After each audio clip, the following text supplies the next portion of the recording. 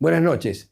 Esto es Punto Pyme, el programa de encuentro con las pequeñas y medianas empresas del país, el programa de APYME por el canal Florial TV del Centro Cultural de la Cooperación. Nuevamente estamos asistiendo al sensible impacto que significa el plan Aguantar que ha desarrollado el modelo económico desde el gobierno para llegar hasta las elecciones de octubre, fundamentalmente tratando de contener la inflación y el tipo de cambio a partir del secamiento de la plaza, del secamiento de la liquidez. Esto ha traído una enorme repercusión para la producción real, para el ambiente económico de las pequeñas y medianas empresas y fundamentalmente para las economías de todo el país, las economías regionales. Debemos tener en cuenta de que hoy ya la situación ha pasado de un nivel de estancamiento a un nivel de recesión instalada. Por lo tanto, estas últimas semanas venimos asistiendo a un crecimiento inusitado de la tasa de interés que impacta fuertemente en la restricción crediticia, la ausencia de financiamiento para las pymes y un nivel de tasas que intenta fundamentalmente atraer el ahorro nacional en pesos para que no se vaya directamente al dólar.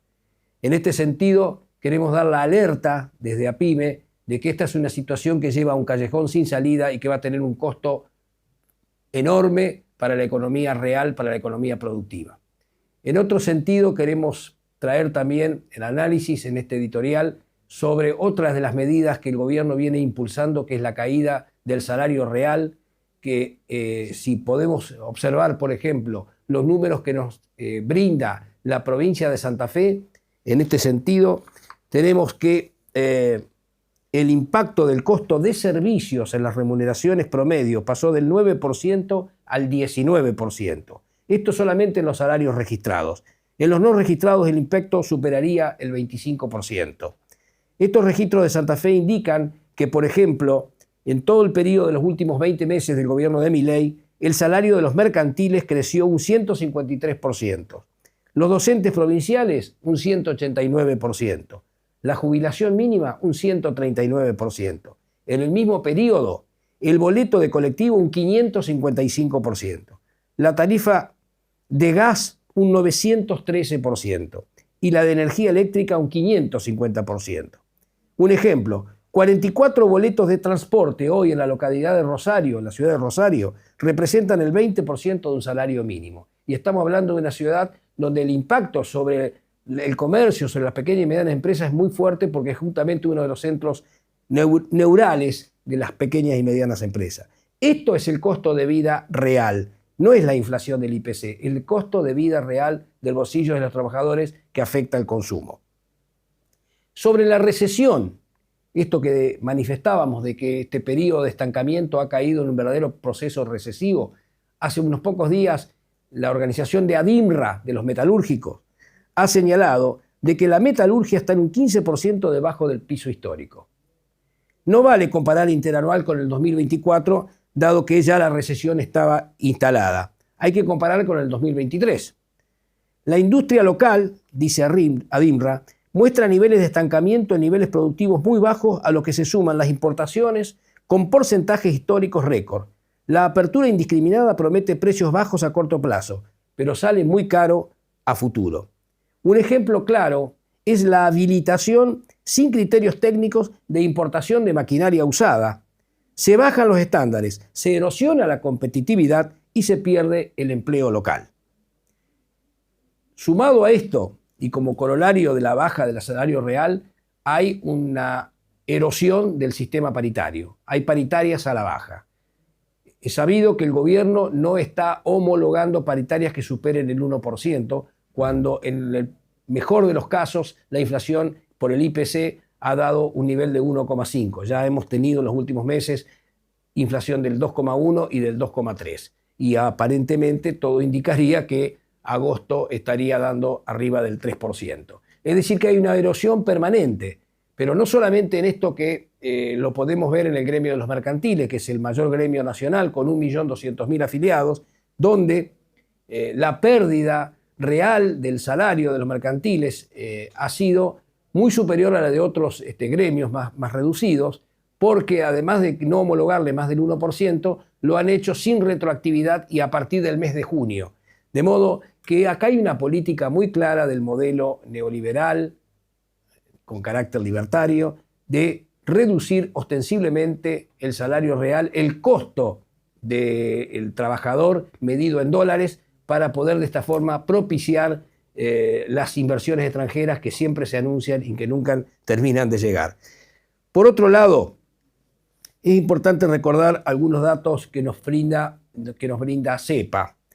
Desde agosto del 2023, nuevamente hacemos un comparativo no con el 2024, sino con el 2023, se perdieron 136.000 puestos de trabajo. Pero además se perdieron empleadores, o sea, empresas que emplean, en 15.554 casos. El más afectado fue transporte y almacenamiento, con 4.094 casos, que es el 10% del total de las empresas de ese sector. Las empresas más afectadas en el periodo de Milei son empresas hasta 500 trabajadores, con un 99% de los casos de cierre. En el próximo bloque estaremos entrevistando a la diputada Julia Estrada, economista, con quien vamos a tratar, entre otros temas también, la necesidad de promover la ley de emergencia para las MIPYMES, que ha sido propuesta desde la organización APYME a través del diputado Carlos Heller. Y finalmente, en el tercer bloque, estaremos con la participación, como siempre, de empresarios que nos estarán comentando las vicisitudes que hoy están viviendo en cada uno de sus rubros. Uno del ramo de cosméticos y el otro, el del rubro textil, que son sectores muy afectados y fundamentalmente por la apertura indiscriminada de importaciones y lo que eso está impactando hoy, ha sumado a la caída del consumo popular. Gracias. Esto es Punto Pyme desde el canal Florial TV. Julia Estrada nació en 1989 en la ciudad de Rosario. Diputada de la Nación por la provincia de Buenos Aires desde 2023 por Unión por la Patria. Doctora en Desarrollo Económico, licenciada en Ciencias Políticas, magíster en Economía Política, miembro de CEPA, columnista económica y colaboradora en medios de comunicación, docente universitaria. Y estamos en este segundo bloque con la diputada nacional Julia Estrada. ¿Cómo está, Julia? ¿Cómo están? Un gusto. Y como siempre, Julián Moreno, presidente de APYME. Bien. Gusto, Julia. Julia, estamos preocupadísimos en el sector PYME. Es una situación desgarradora. ¿Qué va a pasar? Realmente hemos vivido muchas emergencias, pero muchísimos empresarios concuerdan de que realmente esta es una situación muy compleja porque se suma la apertura indiscriminada de importaciones, la entrada de maquinaria usada, de ropa usada.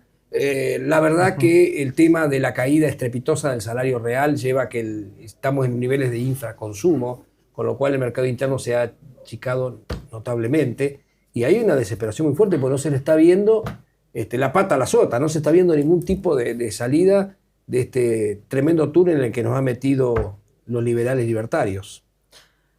¿Cómo están? Primero, buenas noches, en el que nos metieron y en el que nadie está pensando salir, porque te agrego a tu enumeración la tremenda suba de la tasa de interés. Claro. Hoy volvimos a asistir, entre hoy y ayer, a una nueva licitación del Tesoro en donde en pos de, porque todo tiene que ver con ordenar la macro, comillas, porque finalmente yo no creo que haya un orden detrás, pagando el precio de la caída de la actividad económica, en pos de una suba de la tasa de interés que controle de alguna forma el tipo de cambio, por lo menos por un tiempo, por lo menos hasta octubre, y con una contención muy fuerte de la cantidad de pesos circulando. Para eso suben los encajes bancarios. En este caso, además, hicieron una suba preventiva de los encajes bancarios, es decir, lo hicieron antes de la licitación. Bueno, obviamente los bancos van a prestar a cualquier tasa. De hecho, podemos decir que es la desaparición del crédito productivo. Hoy ha desaparecido el crédito. Total, digo, sí, ya ni siquiera podemos hablar de crédito productivo. Y eso se monta como tormenta perfecta sobre otras variables que ya veníamos registrando. Primero, vos hiciste bien en hablar de la caída del salario real, porque el registro entre la caída del consumo y la caída de la actividad económica y por ende el impacto negativo en el mundo PYME es importante. Sabemos que hay muchas pymes que han comprado el discurso neoliberal, en donde, bueno, que caigan los salarios puede ser algo positivo porque cae, en todo caso, el costo laboral. Bueno, si caen los salarios tenés un problema de primera mano en las ventas. A eso te agrego la apertura importadora, que estamos viendo, vos hablaste algunos sectores, yo te agrego sector textil, Shein, y lo que está pasando con la importación china es el mejor ejemplo de la destrucción del entramado PYME por ese lado. Y luego, obviamente, una política que no existe en términos productivos. Repasábamos más temprano algunas regulaciones que dejaron de existir. El Compre Nacional. El Compre Nacional. Y no es que desapareció por una ley, desapareció por el DNU 70, que directamente barrió con una gran cantidad de leyes que la Corte Suprema ni siquiera se atrevió a tocar y que el Congreso tuvo un medio rechazo, y en diputados estamos aspirando a construir el número, hay que ver qué pasa en octubre. Julia, no hay un timbre donde podamos tocar en el gobierno nacional, las pymes. No hay ni una subsecretaría PYME, ni una dirección PYME, no hay con quién hablar.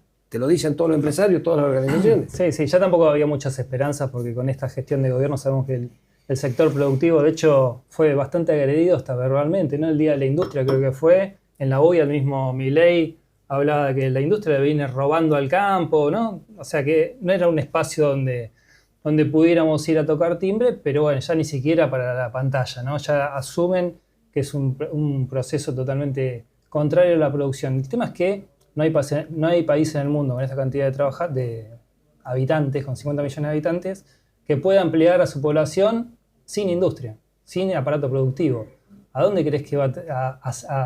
¿Hacia qué horizonte va este modelo en el mediano o corto plazo? Es muy importante esta conversación, yo diría en general, porque existe en la sociedad, diría, en primer lugar, en la dirigencia empresarial hegemónica, ¿no? La que hegemoniza las cámaras.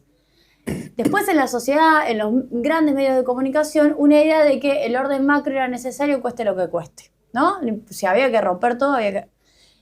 Y lo que estamos viendo a 1 año y medio ya de Milei presidente es que no es cueste lo que cueste. Digo, si el orden macro te rompe el aparato productivo, y vuelvo al paréntesis, y luego revisemos si hay un orden macro, ¿no? Pero si te rompe el aparato productivo, no es cueste lo que cueste.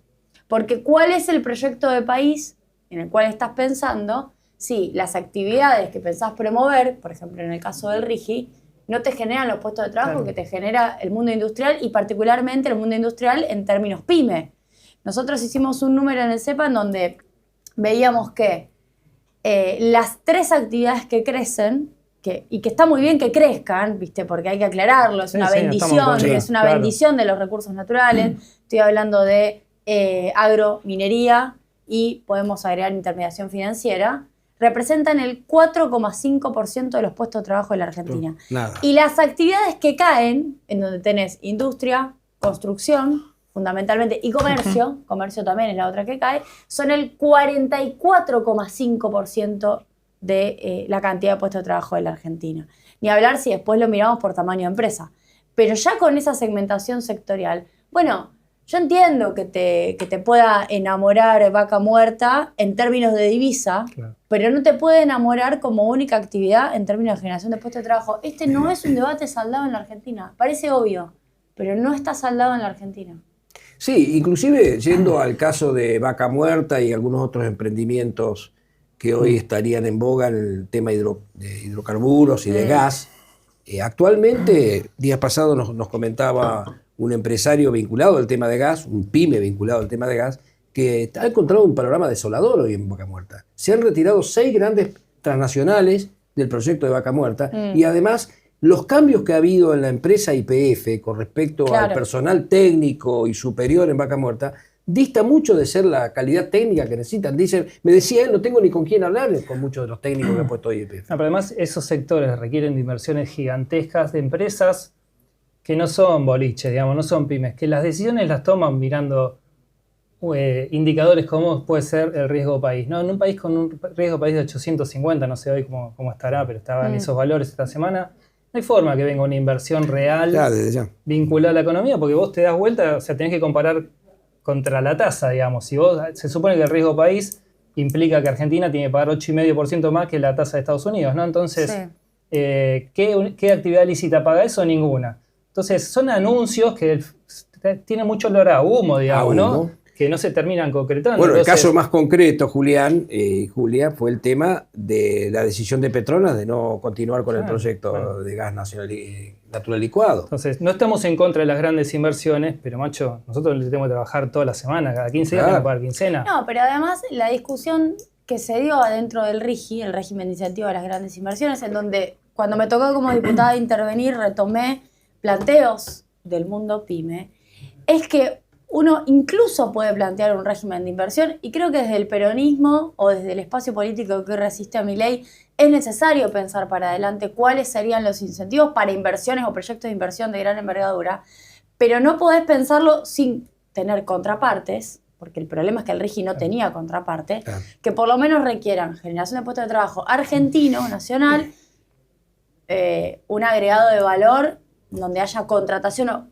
no digo compra pública, pero sí contratación nacional de los proveedores nacionales, cosa que en el RIGI no pasaba, y transferencia tecnológica. Esas tres cosas, trabajo nacional, contrataciones de pymes en los entramados que se van armando y transferencia tecnológica. Si vos no tenés al menos una de las tres, bueno, lo estás armando como una plataforma de exportación y tampoco así funcionó porque las propias idas y vueltas en términos políticos de Milei, en donde por su encono con el gobierno de la provincia de Buenos Aires no lo quiso hacer en Bahía Blanca, lo trasladó a otra provincia, no había factibilidad técnica demostrada por parte de YPF, los malayos dijeron, acá no tenemos nada que hacer. Sí, eso fue un caso emblemático, digamos, de dónde puede terminar una deserción de una gran inversión internacional, ¿no? Por eso, en el periodo que continúa a Milei, porque creo que esto tiene de alguna manera un cierre oscuro para la producción, pero bueno, el proceso que le da continuidad tiene que ser un proceso productivo.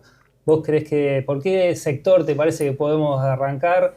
¿Qué esperanzas, digamos, para el sector PYME vos podés tirarnos como para decir, bueno, llegado el momento, correspondería cuidar tal sector de la industria o no? Bueno, no sé, te dejo a vos abierto la... Bueno, el mapa productivo en Argentina es amplio, es complejo, incluso más amplio y más complejo que en otros países vecinos. Por eso también nos corresponde este debate. Cuando nos comparan velozmente con Paraguay o con Uruguay, uno dice... O con Perú. O con Perú, estás comparando estructuras productivas diferentes. Argentina desarrolló una industria con problemas de competitividad, con deficiencias, con un montón de problemas, está claro, pero desarrolló una industria en muchos sectores. Entonces... si uno arranca por las nuevas industrias o por lo que uno podría desarrollar desde el punto de vista del encadenamiento con recursos naturales, ahí hay un camino por recorrer. Proveedores con vaca muerta, proveedores con minería. Digo, esos son dos sectores con los cuales vamos a intentar resolver, así lo plantea el Fondo Monetario Internacional. El problema de divisa, bueno, que sea con creación de puestos de trabajo. Y hay formas de hacerlo. Yo, por ejemplo, tengo un proyecto de ley que venía de la discusión del gobierno anterior, que es una cuota de carbonato de litio que pueda en Argentina quedarse muy pequeña, arranca en 5%, termina en 15%, no es una cuota en donde el 80% del carbonato de litio se queda en Argentina, y obligadamente la encadenas, ya sea primer eslabón material activo, segundo eslabón celda, tercer eslabón batería, tenemos la tecnología de hecho, y eso te genera puesto de trabajo. Digo, ahí ya tenés algo muy concreto. GNL. GNL, en donde hay un proyecto en el marco del RIGI, pero creo que Argentina se debe tener una planta propia, no es lo mismo que el barco que va y viene. Luego, me parece que la industria de bienes de capital, que es una industria que además genera un encadenamiento sobre el mundo PYME. Yo soy de Rosario, así que conozco muy bien el sur de la provincia de Santa Fe, Las Parejas, Armstrong. Hoy tenemos la importación de maquinaria agrícola abierta, con hasta 2 años de uso. Claro, con hasta 2 años de uso y está entrando. Bueno, está la industria de equipamiento médico. Hay una industria de bienes de capital que se ha desarrollado que hay que potenciarla porque no es, excepto maquinaria agrícola, que se logró bastante, pero en general no es eminentemente exportadora, pero sobre la cual se puede trabajar la competitividad. Hay una capacidad de respuesta de las pymes, inclusive con valor agregado, en lo que es la manufactura de exportación, de valor industrial, que inclusive el primer mandato de Cristina, entre el primero y segundo mandato de Cristina, se pasó de un 23% de participación de la manufactura industrial a un 36%. Y esas industrias están. Hay expertise, hay conocimiento científico para desarrollar. Vos sos de Santa Fe, en Rafaela hay empresas que estaban exportando a Estados Unidos, componentes para grandes motores. Exactamente. Y después, bueno, hay un montón de industrias tradicionales. La industria alimenticia es una industria que en Argentina quizás es la que menos vuela se le da, ¿no? Pues se habla más del agro que de la industria alimenticia. Sí. Y hay mucho para desarrollar en términos de agregado de valor y de tecnología. Con lo cual, hay que tener un plan productivo. Si Argentina no sale con un plan productivo, no tenemos destino como país. ¿Y crees que hay plafón, digamos, político en las distintas fuerzas que no sea el libertarismo, digamos, extremo para lograr los consensos necesarios? Te soy honesta, yo creo que la pata que le falta a la Argentina es la clase empresarial al frente de ese plan productivo. Porque si no depende de las fuerzas políticas. Digo, si el plan productivo va a depender de que algunos dirigentes políticos, según como sopla el viento, lo defiendan o lo derriben, y no vamos a tener destino. En Argentina tenemos que tener un acuerdo más profundo, con la clase empresarial, y yo diría con los trabajadores, en donde aparezca obviamente la dirigencia política, Claro. estimulando, acompañando, pensando regulaciones para... Tuvimos la experiencia del Pacto Social en el 74 con, Pero de otra la forma CGE. no va a pasar. Yo a veces me encuentro me pasa con, voy a ser muy concreta, con la industria naval. Voy a poner un ejemplo. La industria naval que quiso ser barrida con el decreto 340 de Sturzenegger. Una industria naval que en Argentina le ha costado mucho, digo, venimos de la desregulación de Menem. Sí. Tenemos algunos astilleros públicos y privados que fabrican algunos barcos. Tampoco es que... Bueno, muchas veces uno encuentra más a los propios sindicatos con los trabajadores organizados defendiendo la industria naval y la marina mercante que a los propios empresarios. Digo, hay excepciones, no voy a generalizar, pero hay algunos que defienden y otros que preferían, en todo caso, encontrar la forma de competir y comprar barcos afuera. Porque ha habido sectores industriales que fueron colonizados por las ideas de ganar más con Y claro con que la hay un debate importación. sobre los costos detrás, claro que hay un debate sobre la matriz impositiva, además tenemos, yo mencionaba recién Paraguay, tenemos una flota paraguaya, tenemos una flota brasileña que van creciendo, pero yo lo pregunto abiertamente, la idea es destruir la industria naval argentina y competir a como sea comprando barcos de afuera. A mí me parece que no, porque además tiene encadenamiento esa industria. Entonces, creo que está faltando ese sujeto. Y lo digo por haber sido directora del Banco Nación, recorrer muchas empresas, visitar empresarios que fueron beneficiarios de créditos del Banco Nación y que no dijeron nada en esta etapa mientras querían vender el Banco Nación, mientras, digo, todo lo que ustedes están planteando, no lo están exteriorizando. Sé que lo piensan, me mandan mensaje, me agradecen por lo que hacemos, están de este lado, pero no exteriorizan. Mira. Y creo que ahí está faltando. Así que esa tarea le es para ustedes. En el mientras tanto, iniciamos este bloque manifestándote la preocupación que tenemos por el momento, por la emergencia. Y bueno, desde ya. Hemos planteado esta ley de emergencia para salvar las pymes, las MIPYMES. Como bien decía Julián, desde el año 2024, agosto del 2024, y ha pasado mucho agua bajo el puente en políticas anti-pyme, anti-industria, anti-producción. Por lo tanto, hoy hay un nivel de desesperación, hay una necesidad real, concreta, de que se facilite el tratamiento en las comisiones que todavía están faltando. Creo que se aprobó, digamos, en la comisión de pymes. Tiene dictamen pyme. Es una ley de emergencia que obviamente con lo que estamos describiendo cada vez es más urgente. Claro. O sea, el tema de la emergencia, lo dijo un diputado del Partido Solidario, digamos. Tenemos que tratarla con urgencia, la emergencia, se supone. No puede ser que a un año de que está presentado... Claro. De hecho, parte de los artículos quedaron como, digamos, en desuso porque, por ejemplo, una era incrementar las partidas que van a promocionar las pymes a partir de la Secretaría Pyme, que ya no existe, ni subsecretaría, ahora es una mínima dirección, como dijiste. Bueno, de ese ejemplo hay cosas que se nos están esfumando, entonces hay que tratarla con urgencia. Y de hecho nosotros... vemos que del lado del Ejecutivo no hay chance de que obviamente nos escuchen, nos reciban, ni siquiera que no nos generamos ningún interés, entonces tenemos nuestra esperanza volcada al legislativo. Y por eso la importancia, esto es un hecho concreto, tiene dictamen de Comisión PYME, ahora hace falta que el... Presupuesto y Hacienda. Presupuesto y Hacienda sabemos que lo va a cojonear, pero tenemos la esperanza de que lo gran amigo de las pymes. Claro. Que el Pleno lo emplace. Entonces es probable.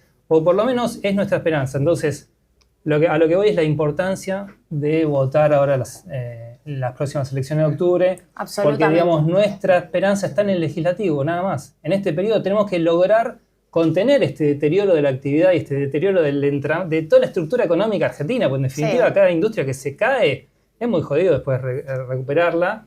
Entonces, bueno, para frenar ese deterioro, nuestra esperanza está en el legislativo y por eso queremos diputados de alguna manera que defiendan al sector. Fíjate qué cuestión, pero desde que se presentó ese proyecto han cerrado 15.500 pymes.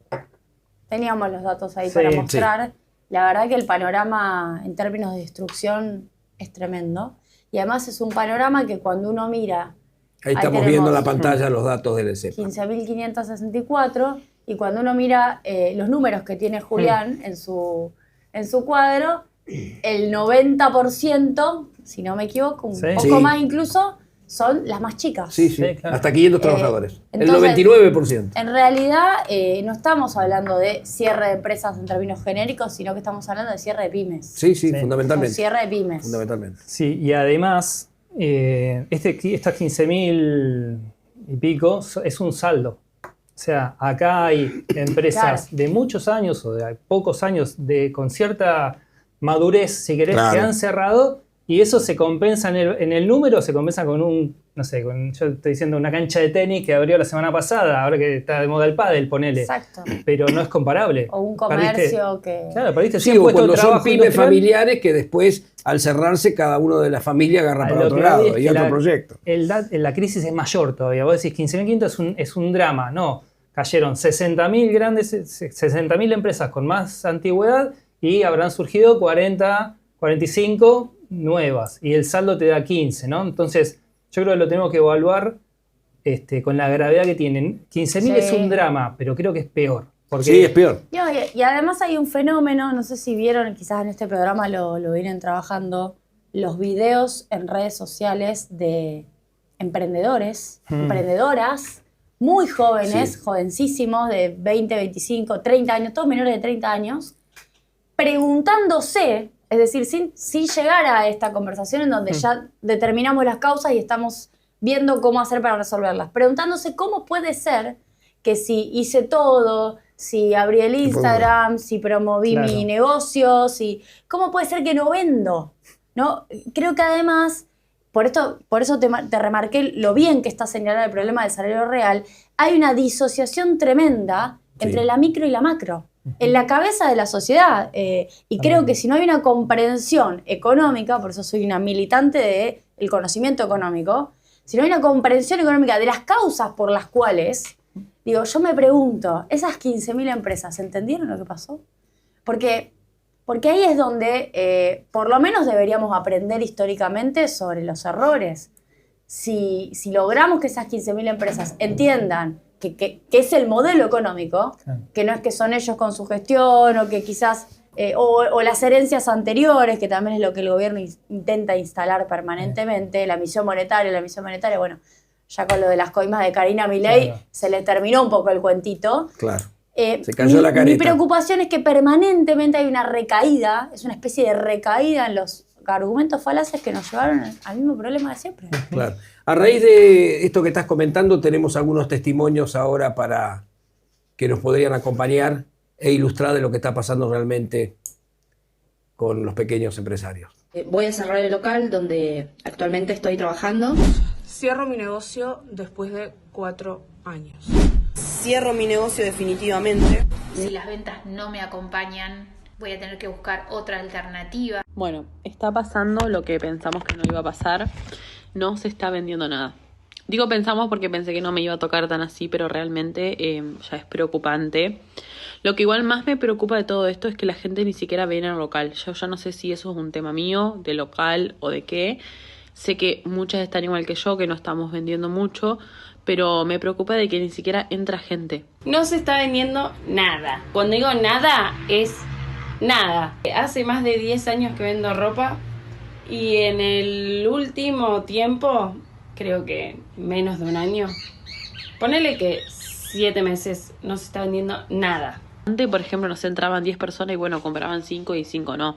Ahora ni siquiera entran ni 5 personas. Sí, oficialmente les vengo a contar que estoy en el peor momento de mi marca y lo que yo hoy haría es tirar toda la mierda, literal. Estoy súper frustrada, tengo ganas de llorar. Me estoy grabando llorando, es un montón. Estoy grabando llorando. Oficialmente el kiosco está cerrado, bajamos la persiana, no aguantamos hasta fin de mes, ya está, etapa terminada. Bueno, eso es lo que decíamos, la desazón de microemprendedores, de gente que apostó pequeñas inversiones, proyectos, ideas que tenían y que, bueno, lamentablemente esto se han venido frustrando.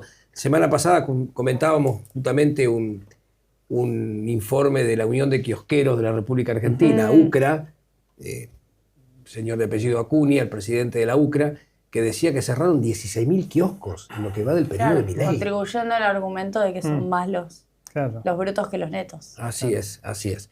Mira, ahí tenemos testimonios muy importantes de dirigentes de APIME sobre el tema de la emergencia de las pequeñas y medianas empresas que también queremos compartir, si te parece. La desregulación económica viene atenazando la industria nacional por partida doble.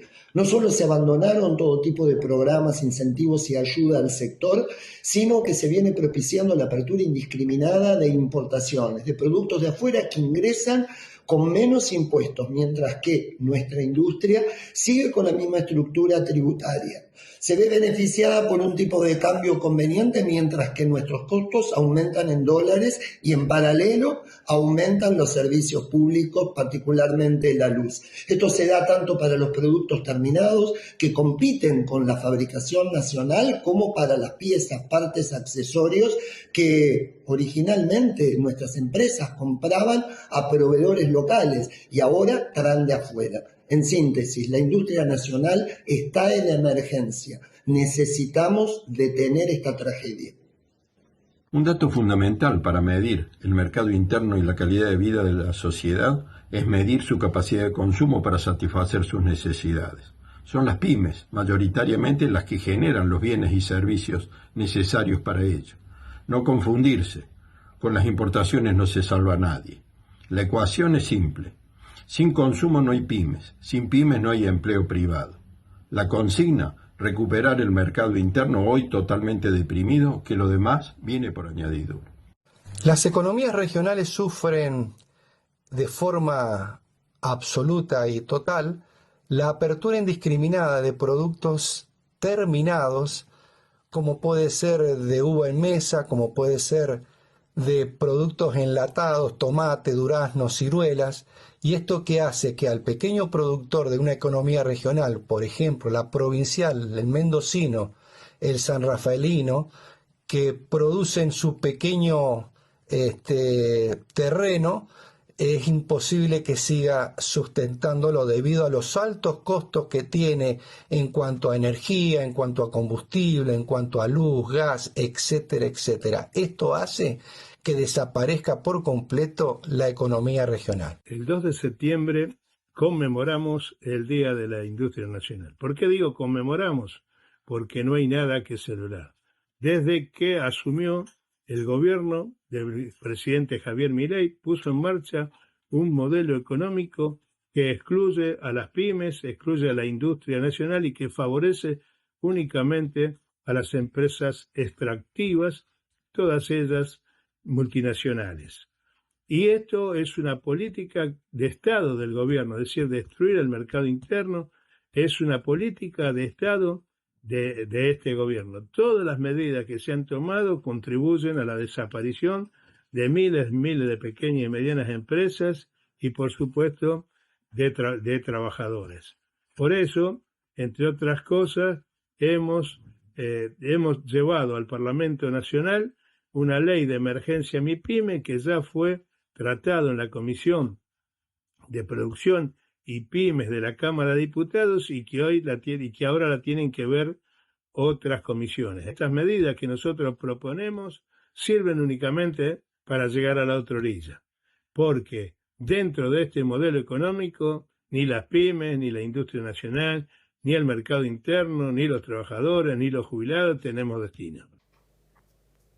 Bueno, y la emergencia está clara. Recién comentabas un punto que también es muy importante para la formulación de los costos internos de la producción nacional, de las pymes industriales y demás, que ha sido la severísima ajuste tarifario, especialmente en la energía, en el gas y en la energía eléctrica. Sobre ese punto también estamos planteando desde la ley de emergencia una reducción fundamentalmente para paliar estos altísimos costos que le han significado a las pymes. Sí, bueno, de eso hablamos también. Incluso cuando nosotros hacemos el verdadero número del IPC, que primero lo planteamos y luego el Fondo Monetario Internacional nos dio la razón, es porque está mal medido, porque está subestimado el impacto energético, con lo cual imagínate vos que ya las caídas en términos de poder adquisitivo de lo que mides, desde salario real, pero también jubilaciones, haberes, está subestimado porque tiene un IPC que por lo menos tiene 10 puntos menos de inflación que el que debería tener por el tema de las tarifas. Sí, me parece muy importante los testimonios que venimos escuchando. Yo insisto que el sujeto, el que pone el capital, el sujeto empresarial, tiene que ser el sujeto del desarrollo en un país subdesarrollado como Argentina. Diría en cualquier país, pero particularmente como el nuestro. Así que poder escucharlos es muy importante en esta etapa. Ahora, los condicionamientos que este gobierno nos va a dejar, ¿no? Porque con la deuda, con las tasas estas que estamos viendo, digamos, en algún momento va a haber que pagar todo esto, ¿no? Aunque sea cuasi fiscal, o no sé cómo se llama el tema, ese monto que está quedando en las capitalizables, ¿no? En las letras que ahora son del Tesoro. Es fiscal, pero como cuasi fiscales es del central. Claro, pero como es fiscal, pero no medido. Claro, por eso no sé cómo se llama, Sí. digamos, fiscal no Bajo medido. la línea. Se llama contabilidad creativa. Claro, bueno, pero eso es como estamos diciendo, es un cuento. O sea, nos va a dejar una cantidad de condicionamientos difíciles de llevar adelante. ¿Querés que hay también plafón para desengancharse a nivel internacional, ¿no? Porque acá estamos jugando ya contra el mundo financiero internacional. ¿Vos ves que hay alguna posibilidad de desengancharse de ese condicionamiento? Porque la verdad que todo lo que estamos hablando de desarrollo está fenómeno, pero si tenés que poner 25.000 palos por año, se complica. Bueno, esa es la discusión. Yo digo, es la madre de todas las discusiones, porque cuando la industria quiere crecer necesita autorización de compra de dólares del Banco Central. Se llame como se llame el sistema, va cambiando los nombres, claro. A veces teléfono rojo, a veces...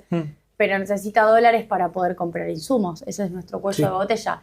Y la verdad es que finalmente vamos a entrar otra vez en un proceso que quiera reindustrializar la Argentina, en una competencia por los dólares. Nuevamente la industria, el pago de la deuda y diría los otros consumos en donde aparece siempre, claro. Porque además nosotros somos un país que pretende tener salarios reales en donde haya atesoramiento.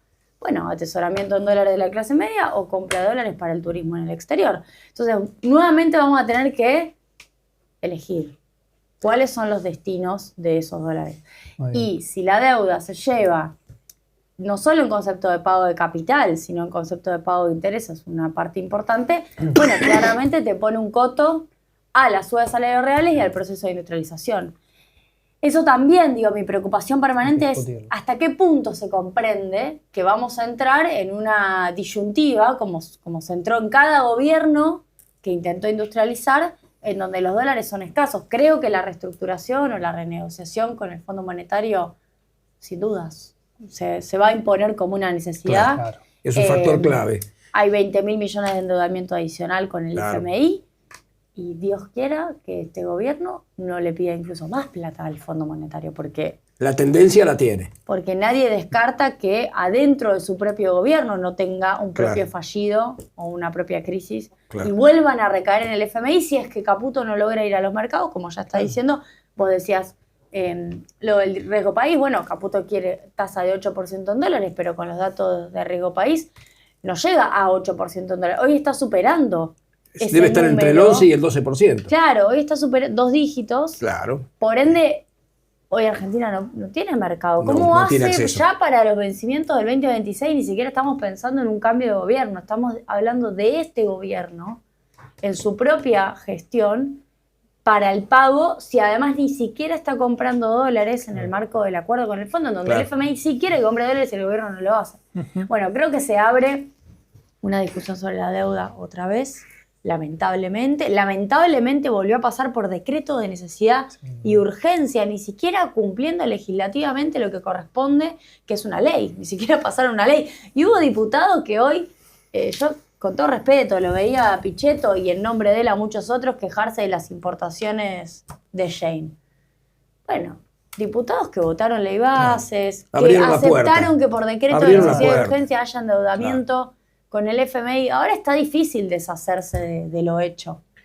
Así que sí, creo que se viene una discusión fuerte. Es un factor político el que se juega, y creo que, bueno, con la perspectiva de las elecciones el 7 de septiembre en la provincia de Buenos Aires, de un carácter muy central, y las legislativas generales en octubre, nosotros estamos llamando a todo el empresariado nacional, a las pequeñas y medianas empresas, de las economías regionales a lo largo y a lo ancho del país, a participar en primer lugar, comprometerse, a votar. Claro. Y a entender de que se enfrentan dos modelos claramente definidos y que debemos defender, bueno, la soberanía nacional, como siempre lo hemos dicho, el patrimonio nacional, el mercado interno, el consumo de los argentinos, el empleo argentino. Sí. Así que en ese sentido seguiremos bregando desde APIME por ese aspecto, ¿no? Muchas gracias por tu participación. Bueno, gracias a ustedes. Gracias, Julián. Gracias, Julián. Felicitaciones por el programa y por la iniciativa. Y seguramente te estaremos convocando más adelante en alguna otra de los programas que estamos desarrollando con investigadores y gente fundamentalmente muy comprometida con el destino de la producción nacional. Excelente. Gracias. Bueno, muy bien. Estamos en el tercer bloque de Punto Pyme. Hoy recibimos a Daniel Millán, de Millanel Cosméticos. ¿Cómo estás? Muy bien, gracias. Y Mario Gamarra, empresario textil. Empresario textil. De la zona de Turdera, Lomas de Zamora. Temperley Turdera. Temperley Turdera. Estás en la Cámara de Comercio de...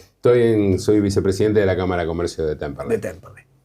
Bueno, dos rubros muy afectados, sin duda, por la apertura de importaciones y fundamentalmente por la caída del consumo, como recién estábamos charlando.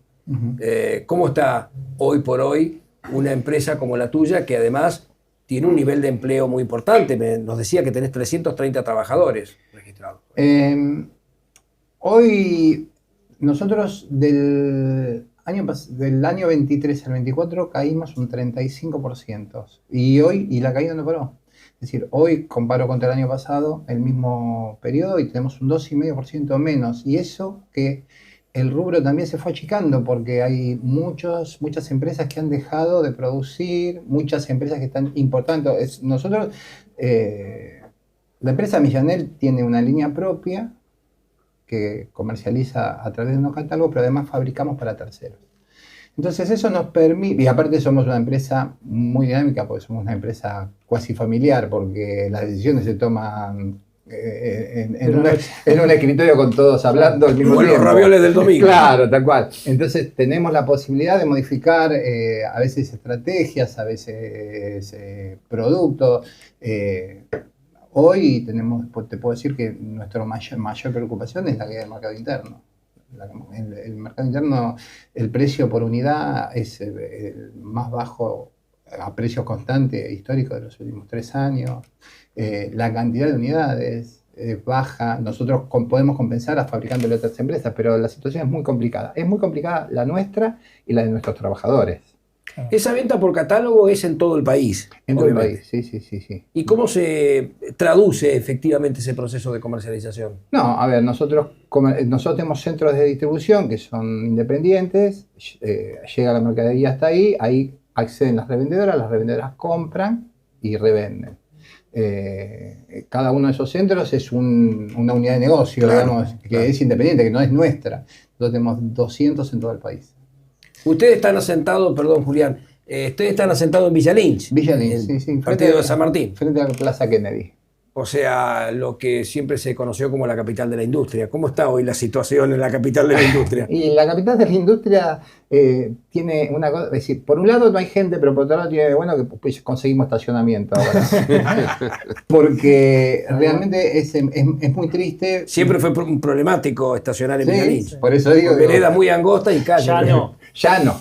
En realidad tenemos Villa Lynch está vivo. Yo cuando llegué a Villa Lynch, en donde hoy yo vivía, donde hoy hay un hotel alojamiento, ahí a la entrada de Villa Lynch.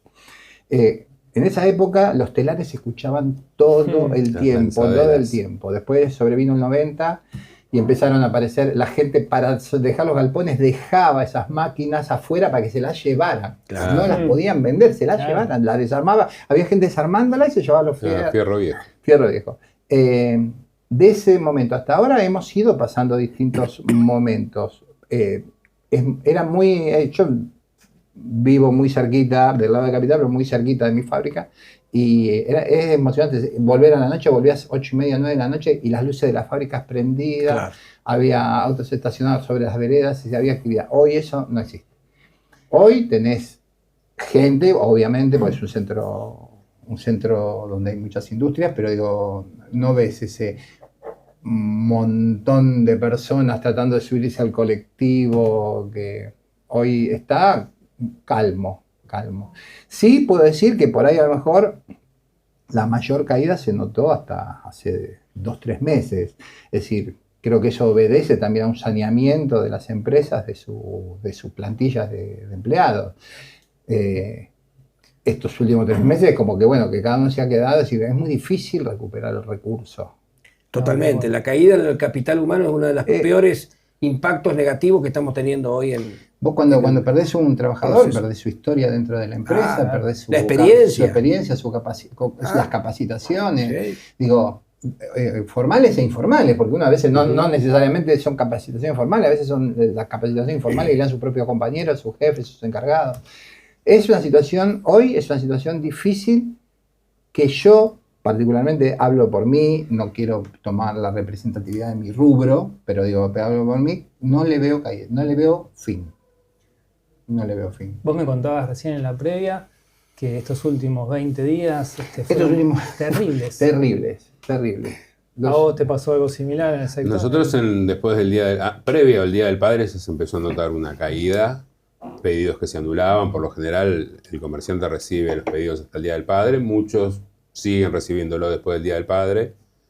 En este caso, grandes jugadores, y que nosotros, aparte de atender a pequeños comercios, atendemos a alguna cadena de ropa deportiva, bueno, claro. Nos hacen programaciones, y bueno, en un momento dijeron, bueno, hasta acá llegamos con la programación, lo que sobró, lo que no entregaste, cosa que nunca pasaba. Y eso lo notamos, sí, a partir de mayo se empezó a notar una caída en los llamados telefónicos, no había reposiciones, porque el año había empezado bien. Nosotros, por lo menos en enero, que es cuando lanzamos la colección, teníamos un buen nivel de pedidos. Otro tipo de expectativas. Sí, por lo menos los comerciantes tenían otro tipo de expectativas. Sí. Pero, bueno, con el transcurrir de los meses todo se fue apagando y bueno, y después todo este boom por un lado de lo importado, por otro lado en las zonas fronterizas todo lo que está entrando de contrabando o la gente que se cruza las fronteras para ir a comprar a Paraguay o a Brasil o a Chile, eso también influye en esos lugares porque nosotros ahí también tenemos clientes, es decir, nosotros vendemos en todo el país. Sí, justamente en el último periodo algunas encuestas que se han hecho a nivel de empresarios pequeños, medianos y algunas empresas más grandes sobre el tema de expectativas es que evidentemente hay un lugar común de que no está pensado incorporar más personal, tienen una visión de que realmente la cosa va a ir de caída, no están pensando en nuevas inversiones ni en incorporar ningún tipo de bien de capital ni bienes de uso. No, y además te agrego que toda esa encuesta tiene que ver previo a estos últimos 20 días que realmente el aumento de tasas se enfrió la economía a un nivel infernal. De hecho, ahora estamos en un periodo preelectoral y vos saltaste al estrellato, Daniel, con el video aquel en el 2015 donde hablabas con los laburantes de tu empresa. ¿Cómo en este año, en estos meses, pensás? ¿Tenemos ahí algo para recordar? Tenemos ese video. Me conocen como pienso y tengo la obligación de decirle algunas cosas. Yo participo en varias cámaras empresariales.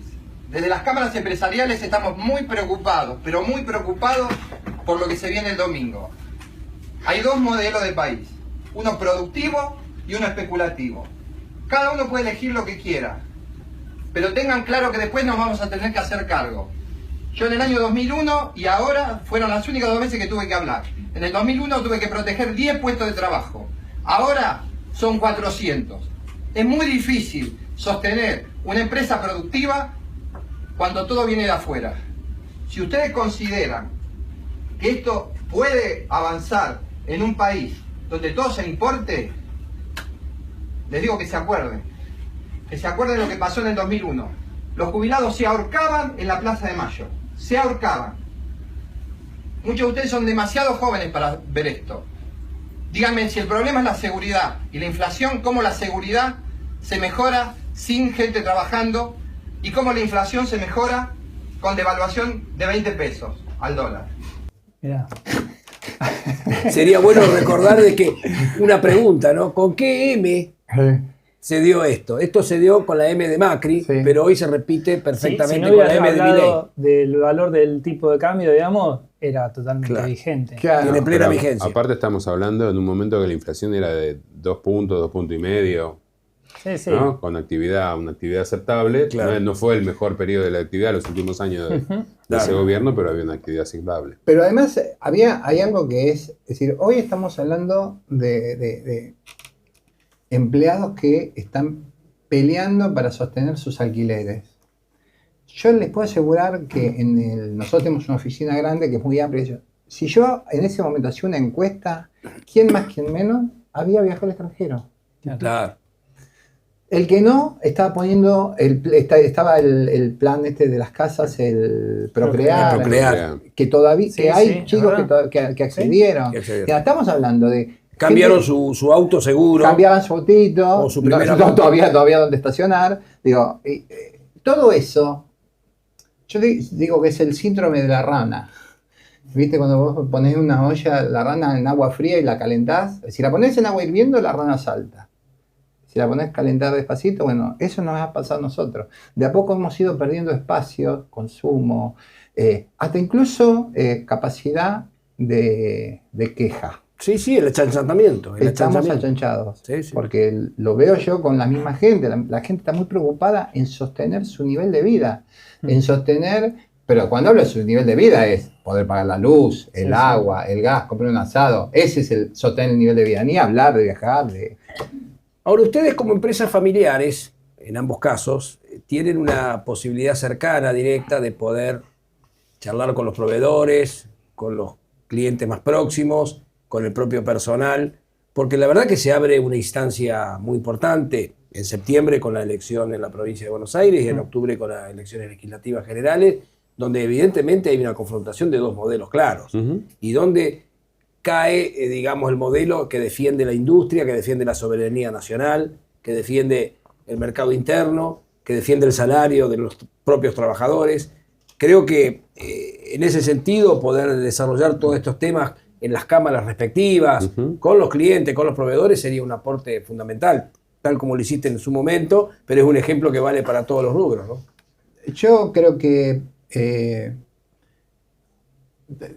decir, yo no estaba haciendo apología de un partido político. Lógico. Yo estaba hablando de modelos económicos.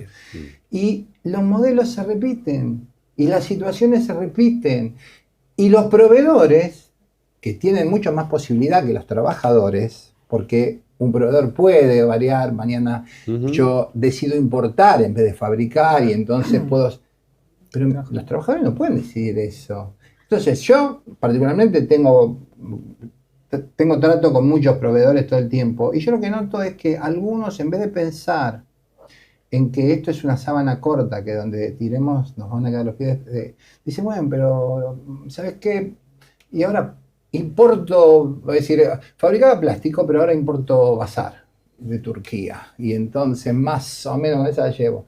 Pero cuando seamos todos vendedores, ¿quién nos compra? A la larga sale carísimo. Claro, a la larga sale carísimo. Claro. Tengamos el parripollo. Bueno, ese es otro tema. Bueno, eso pasó en la década del 90. Claro. En la década del 90 lo que frenó las importaciones fue la caída del consumo. Totalmente. En el textil, me tocó vivir, bueno, obviamente toda la década, y sobre el final la gente volvió a fabricar porque los volúmenes no daba para importar.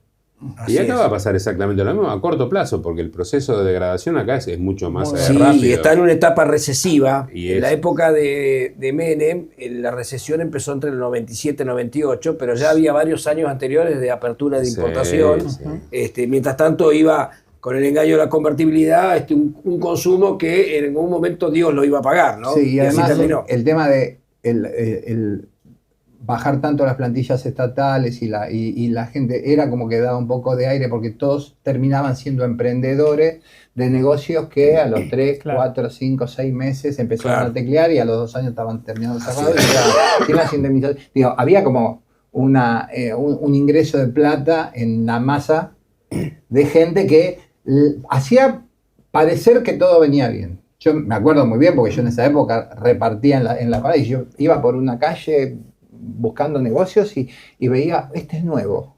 Y el nuevo por lo general compra, porque es el que no entiende nada, es el que como llama quiere tener el negocio lleno y tiene la plata para pagarlo. Bueno, eso pasaba. Ahora vos no era un cliente, porque ese cliente vos ibas a los 2 meses y no había repuesto, a los 4 meses ya había repuesto lo mínimo, a los 6 meses estaba ya diciendo que no era lo de él, que a lo mejor el problema era que él nunca había sido independiente.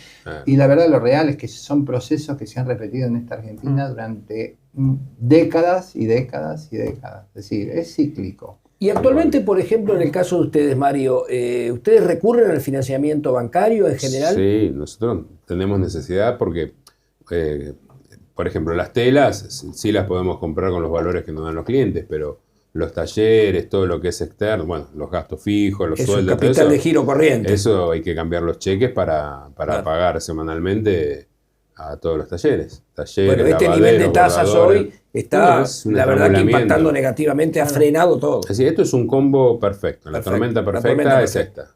Es decir, no sé cuánto tiempo se va a prolongar, pero si esto se prolonga en el tiempo, el panorama va a ser, no solamente para nosotros, incluso para los clientes. Porque muchos clientes, a ver, el que tenía 3 locales, cerró 1, tenían 4 empleados y se quedó en uno se quedó la mujer y en el otro se quedó el hombre, digamos. Claro. Y así veo un montón de ejemplos, pero un montón, de achicamientos, porque aparte no se ve de dónde puede venir la recuperación. Claro, o sea, independientemente de cómo salgan las elecciones, no es que hay un panorama alentador. Es decir, en la medida que siga esta política, claro. A ver, supongamos que haya, no sé, que después de esto una devaluación, que es previsible, ¿no? Claro. Porque si los bancos para prestar plata la prestan al 80% es porque prevén que en algún momento el dólar se va a alcanzar esos niveles. Sí. Entonces, pero si igualmente no hay una política no digo de protección, una política donde se marque un sendero para que las industrias se puedan desarrollar con un horizonte de certeza. Claro, Nosotros el año pasado terminamos un galpón de 600 metros cuadrados que lo necesitábamos, que hasta el año 2000 que estábamos recontra apretados. Bueno, parecía mentira, terminamos el galpón y empezó todo este declive. Y bueno, y no puede ser eso. Es decir, en algún momento este país... Sí, porque produce un gran desaliento. Se tendrá que poner de acuerdo. Es decir, y cuando uno ve la agresividad que hay en las fuerzas antagónicas, uno piensa, ¿cómo puede haber un acuerdo en este país como para lograr un marco productivo que nos contenga a todos y tener un futuro de desarrollo? Estos procesos te dejan una cicatriz que al industrial que lo bochan, digamos, que cae, no vuelve más, porque te genera heridas demasiado profundas. Sí. Digamos, vos tenés la casa hipotecada, todos los pymes tenemos la casa de garantía en los bancos. Digamos, totalmente, ¿no? sí. Es un clásico. Entonces, cuando te pega hasta el fondo de tus posibilidades, con lo cual es muy peligroso eso. Las cicatrices que quedan en el entramado productivo argentino, que después cada vez vamos a seguir primarizando cada vez más la economía, porque hasta en los momentos buenos la pensás 2 veces, porque decís, ¿cuánto dura?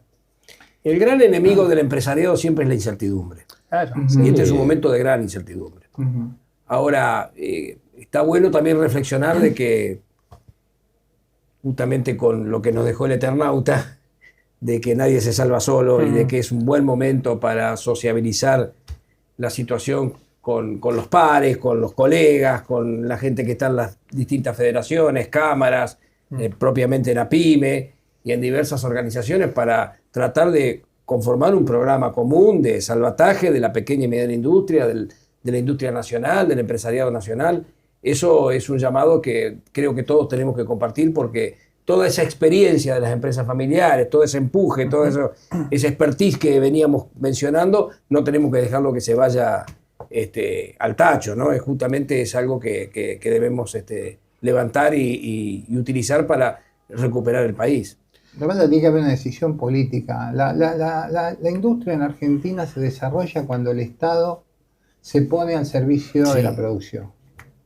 Si el Estado no está al servicio de la producción y está al servicio de la timba financiera, no hay forma. ¿Por qué? Porque si yo quiero invertir en una máquina, yo no puedo sacar $200.000 para algo que voy a recuperar trabajando 5 años, 6 años, 7 años, 8 años. Bueno, ahí es donde tiene que estar el Estado, porque esa máquina da trabajo, consume electricidad, genera economía, genera impuestos. Daniel, cuando nosotros formulamos desde APIME la primera propuesta de una ley de fomento pymes, pedíamos dentro de los puntos la elevación a rango de ministerio de las pymes. Obvio. Hoy no quedó ni la subsecretaría ni la secretaría, creo que es una dirección que no sé si... Le falta eliminar las pymes. Así es. Así, eso es una muestra cabal. Están en camino. Es una muestra cabal. Eso es un mensaje político. Que no les interesa absolutamente nada. Ahora, la pregunta es, ¿puede este país con 50 millones de habitantes vivir sin industria o vivir sin pymes? ¿De qué va a trabajar la gente? Sí, es una muy buena pregunta porque en muchos casos estos libertarios abonan a la idea de ir hacia un modelo peruano. Bueno, donde, en Perú 4 de cada 10 personas no tienen heladera. Es así. Es así. Y sobra el 70% de la población. En un país que además ha sido expulsor de mano de obra, pues se ha ido muchísima gente del Perú, tanto Europa como otros países latinoamericanos. Ese es el modelo peruano. Y ellos quieren ir a ese modelo. ¿Sí? Lo que necesitan es tener una clase media, y esto sí va dirigido a la clase media, es decir, el objetivo es que haya una clase media que no consuma, porque al no consumir no gastamos en insumos importados que son dólares que quieren jugar en la timba. Entonces la clase media lo que no entiende es eso, es una necesidad de este modelo eliminar a la clase media. Y van por eso. O ves que el gasto público... Tenés dos columnas, ¿no? Del gasto primario y el gasto financiero. Digamos, el financiero no se toca. No. Lo que se está ajustando es solo el gasto primario. Entonces, ¿por qué? Porque juegan para ese sector, está clarísimo. Todos los dólares que no sobran, que van a sobrar, digamos, de la caída de la actividad, van a volcarse al sector financiero, que son los que hoy están dirigiendo la economía del país. Así es. Mario, Daniel, muchas gracias por la participación. Muchas gracias a ustedes. Siempre cerca de APIME. Siempre tratando de forjar esta entidad que lleva muchísimos años, ¿cuánto? 37 años de vigencia, y que hemos rescatado en todos estos años también siempre los ideales de la defensa de la soberanía económica, del mercado interno, los ideales que en algún momento también sustentaron la creación de la Confederación General Económica y la figura de José Bergelber, ¿no? Que tanto nos haría falta. Hay que hacer una convocatoria importante a las pymes, a la participación. Así es. A las cámaras, ya sean sectoriales, ya sean territoriales, pero digo, se necesita que el pyme, más allá, yo sé que es embromado, porque uno se levanta a la mañana y empieza con todo lo de pelote, el banco, el empleado, la materia prima. Levantar la cortina. Levantar la cortina. Ahora, hay que tratar de dedicarle un poco de tiempo a ese trabajo, porque si no, como en el Martín Fierro, Yo creo que hay un gran individualismo y que el pyme no se considera dentro de un colectivo. Entonces, ese es el principal contra que hay para... Pero bueno, hay que seguir generando conciencia hay que seguir generando y regenerar espacios. la mística de la defensa del empresariado nacional. Es así. Buenas noches, muchas gracias. Gracias, Julián. Gracias.